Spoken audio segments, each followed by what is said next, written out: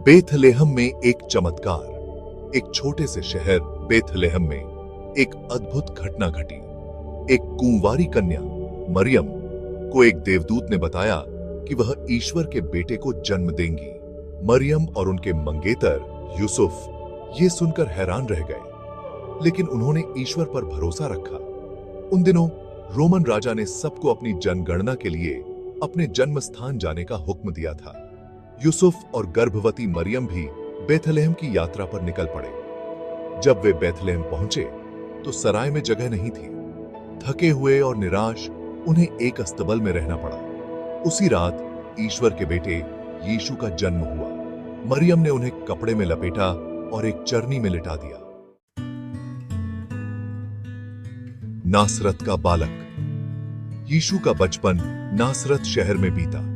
वो एक आम बच्चे की तरह बड़े हुए। वो अपने माता पिता की बात मानते थे और हमेशा दूसरों की मदद करते थे। यीशु बहुत होशियार थे। वो धार्मिक किताबों को आसानी से समझ लेते थे। 12 साल की उम्र में वो यरूशलेम के मंदिर में धार्मिक गुरुओं से धर्म के बारे में बातें कर रहे थे। सब उनकी चतुराई और ज्ञान देखकर दंग रह गए। यीशु ने अपना बचपन सीखने और बढ़ने में बिताया। शिक्षक और मसीहा। जब यीशु 30 साल के हुए तो उन्होंने लोगों को ईश्वर का संदेश सुनाना शुरू कर दिया। उन्होंने लोगों को प्यार, दया और माफी का महत्व बताया। उन्होंने कहा कि ईश्वर सबको प्यार करते हैं और वो चाहते हैं कि सब मिलकर शांति से रहें। यीशु ने कई चमत्कार भी दिखाए। उन्होंने बीमारों को ठीक किया, अंधों को आंखें दी और मरे हुओं को भी जिंदा कर दिया।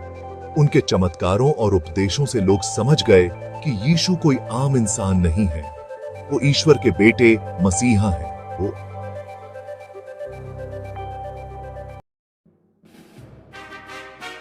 चमत्कारों का दौर। यीशु ने अपनी जिंदगी में अनगिनत चमत्कार किए।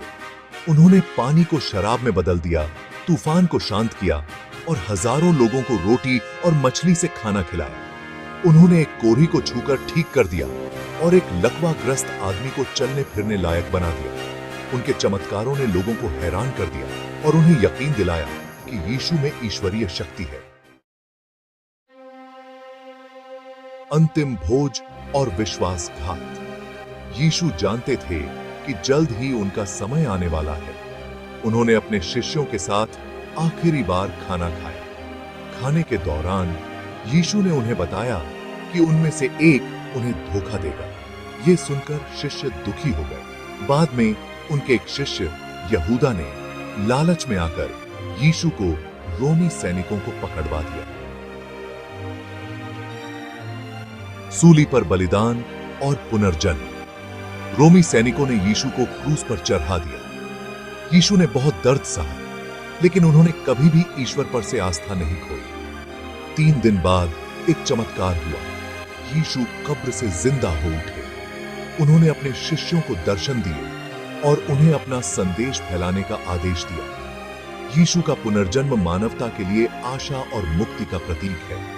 उनके बलिदान ने लोगों को पापों से मुक्ति दिलाई और उन्हें अनंत जीवन का रास्ता दिखाया। यीशु के उपदेशों और बलिदान पर ही ईसाई धर्म की नींव रखी गई। और याद रखना, हर नया सब्सक्राइबर दुनिया को यह बताता है कि जीसस जिंदा है। तो चलिए पॉजिटिव वाइब्स की हमारी दुनिया में शामिल हो। यहाँ हर वीडियो आपके दिन को रोशन करने के लिए बनाया गया है। आगे बढ़िए, अभी सब्सक्राइब करें और साथ मिलकर खुशियां फैलाएं। जीसस जिंदा है।